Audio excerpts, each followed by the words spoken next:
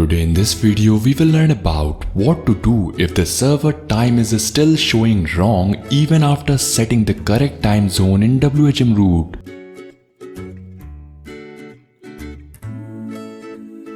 In order to solve this issue, log into WHM root and then go to server configuration.